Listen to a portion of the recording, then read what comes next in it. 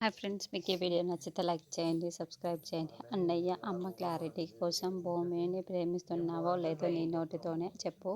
పూర్ణి చెప్పడం: అవునమ్మా, నేను భూమిని ఎప్పటి నుండో చాలా ప్రేమిస్తున్నాను. భూమి అంటే నాకు చాలా ఇష్టం అని గగన్ చెప్పడంతో, ఎప్పటి నుంచో అని గగన్ చెప్పడంతో చెవుల్లో అమృతం పోసావురా అని శారద చాలా చాలా సంతోషపడుతూ గగన్ని మెటికలు వేస్తూ, ఇప్పుడు చక్కెర పోయవే అని చెప్పడంతో పూర్ణి గగన్ నోట్లో చక్కెర వేస్తే గగన్ శారద పూర్ణి నోట్లో చక్కెర పోస్తూ ఉంటాడు. అన్నయ్య, చనువుతో నేను ఒక మాట చెబుతాను, చెప్పొచ్చో లేదో నాకు తెలియదు. విత్ యువర్ పర్మిషన్ అని పూర్ణి అడగటంతో, చెప్పవే అని గగన్ అంటాడు. నీ ముఖంలో పొల్లికల వచ్చేసిందా అని చెప్పటంతో, అవును, అది నిజమే రాగా, ఇప్పుడు ముహూర్తాలు చూసి పెళ్లి చేసేయడమే మిగిలింది అని శారద చెబుతుంటే గగన్ సిగ్గుపడుతూ ఉంటాడు. అరిటాకుల కోసం వెళ్ళిన భూమి అస్తమయం అవుతుంది అని అల్లుడు గారికి తెలియదు కదా పాపం, ఎలా ఎదురు చూస్తున్నాడు. భూమి శవం ముందు హర్లు దొర్లి దొర్లి ఏడుస్తాడేమో అని గోరెంటాకు పిన్ అనడంతో నోర్మోయ్ అని అపూర్వ అరుస్తూ ఉంటుంది. చెర్రి ఇంకా భూమి రాలేదు, ఒకసారి వెళ్ళి చూడు అని శరత్చంద్ర చెప్పడంతో అలాగే అని చెర్రి వెళ్తూ ఉంటే అప్పుడు భూమి ఎదురు వస్తూ ఉంటుంది. అదిగో బామయ్య, భూమి వచ్చేస్తుంది అని చెర్రి చెబుతాడు.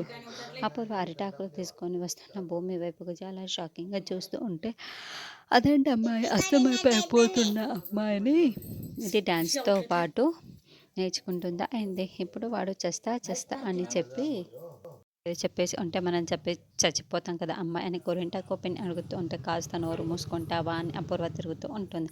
ఏంటమ్మా భూమి ఇంత లేట్ అయ్యింది అని శరత్చంద్ర అంటే, నేను అరిటాకులు తీసుకురావడానికి వెళ్తే ఎవరో కొంతమంది రౌడీలు నన్ను కిడ్నాప్ చేయడానికి ప్రయత్నించారు అంకుల్ అని భూమి అంటే, నిన్ను కిడ్నాప్ చేయడానికి ప్రయత్నించారు ఎవరో రౌడీలు అని శరత్చంద్ర అంటే, ఏమో తెలియదు అంకుల్, సమయానికి గగన్ గారు వచ్చి నన్ను కాపాడారు కాబట్టి సరిపోయింది, లేకుంటే ఆ రౌడీలు నన్ను కిడ్నాప్ చేసి నా ప్రాణాలు తీసేవారు అని భూమి చెప్తూ ఉంటుంది.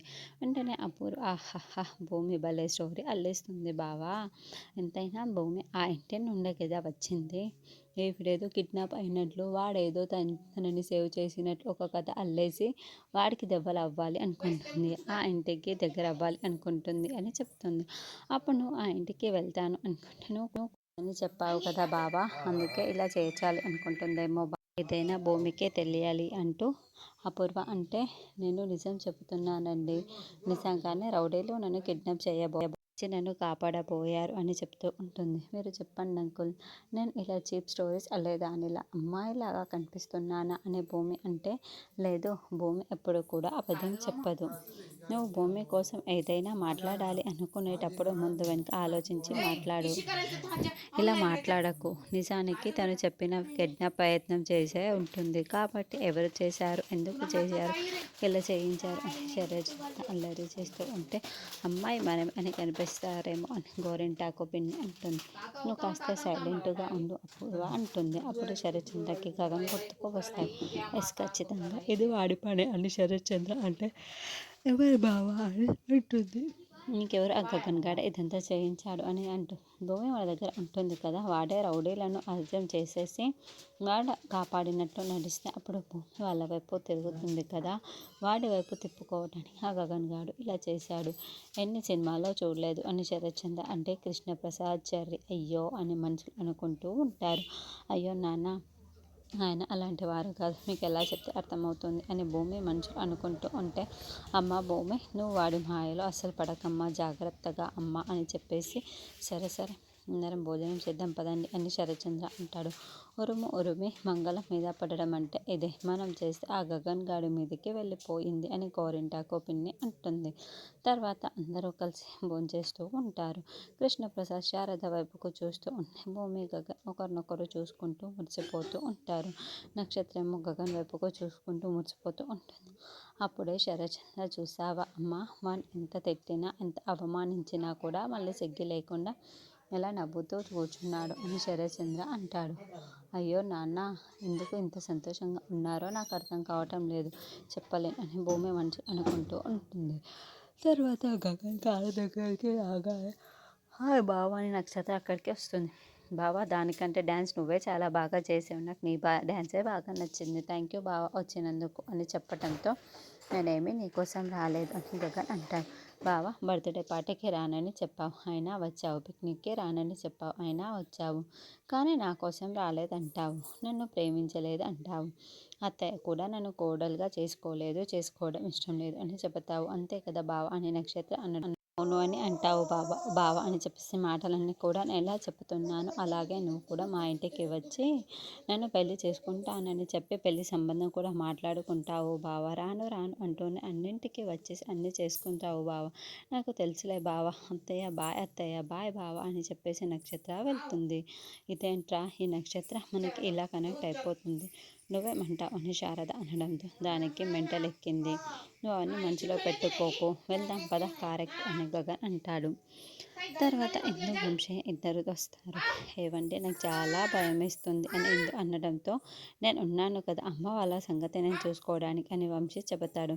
లోపలికి రాగానే వాళ్ళ అమ్మ నాన్న ఏంటి చిన్న కట్టు కట్టించి రావడానికి ఇంతసేపు అని అంటే, ఏయ్ నేను ఈ ఇంటి చేతికి గాయం ఉందని చెప్పేసి చేతికున్న గాయం ఎక్కువైపోయింది, మనం హింస పెడుతున్నామేమో, అందుకే ఇందు చేతికి ఇంత గాయం అయిపోయింది అని చెప్పి డాక్టర్కి డౌట్ వచ్చి పోలీస్ కంప్లైంట్ ఇచ్చారు. అప్పుడు పోలీస్ ఇందుని ఇంట్రాగేషన్ చేయడానికి తీసుకువెళ్ళారు.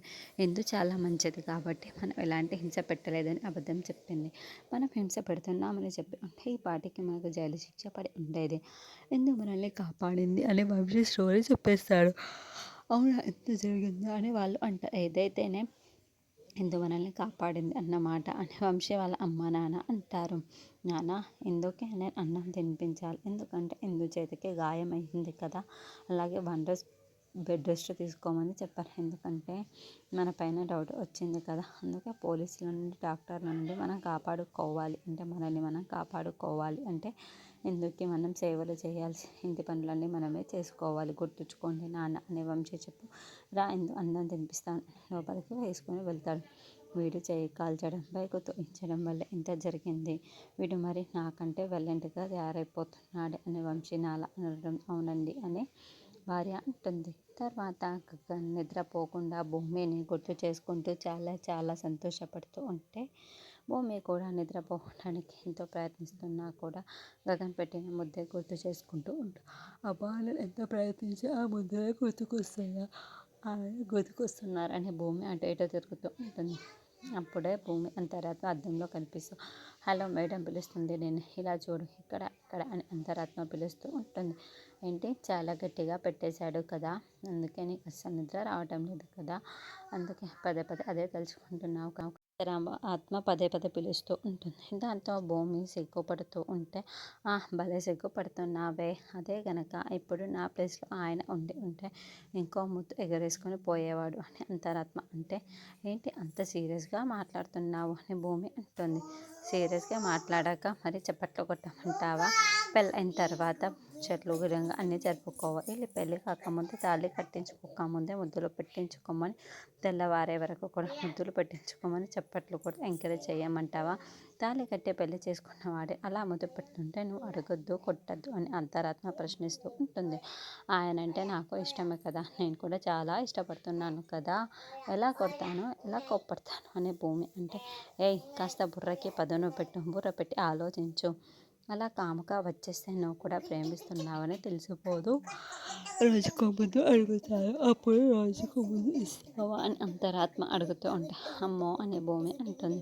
అమ్మో కాదు నాన్న అను, నువ్వు ఇప్పుడు నాన్న కావాలి, ఇంకోవైపు ఆయన కావాలి, నీకు రెండు కావాలి, నాన్న చేతుల మీదుగా ఆయనతో పెళ్ళి కావాలి, అన్నీ కావాలి అంటే కలవాలి అంటే నువ్వు ముందు కంట్రోల్లో ఉండాలి, నీ ప్రేమ ఆయనకి అలా తెలియకుండా ఉండాలి, అర్థమవుతుందా అని అంతరాత్మ చెబుతూ ఉంటే అర్థమవుతుందని భూమి తల ఊపుతూ ఉంటుంది.